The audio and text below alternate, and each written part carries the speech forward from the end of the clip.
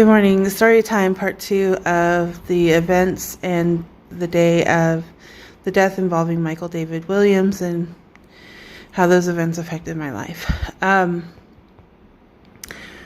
not going to go into the details of the day of the death. You can read about it. You can Google it. Michael David Williams, Alma, Arkansas, triple murder suicide. Now, I'm going to go to the next day. At this point, I'm living in New Jersey. Well, I'm living in New York City. I'm living in New York, but I'm in New Jersey visiting some friends.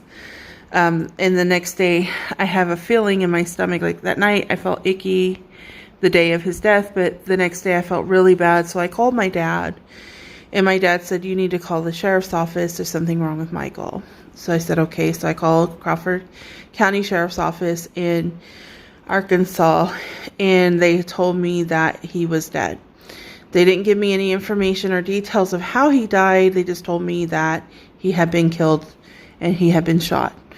So I was like, okay. And I was like, well, what about his body? How do we do this? Because I didn't know if there's anybody going to claim his body. And I was like, one of his last known relatives, or associates. And so anyway, I had no idea. So I called his dad on the phone. I said, "Hey, did you hear?" Or his stepdad. It wasn't even his dad. It was his mom's ex-boyfriend. So I called his mom's ex-boyfriend, and he said, "Yeah, I heard. I think it was a drug deal gone bad, something like that." And I was like, okay. We really didn't have a whole lot of information at that time. The sheriff was doing an investigation, so there was not a whole lot of information that they were giving. But a few days later, I had, or the same day, I can't remember, but I had talked to the girlfriend of Michael on the phone. The sheriff got us in contact with each other, and we had a long conversation, and the conversation went as such. She had stated to me something that stuck in my mind for a long time.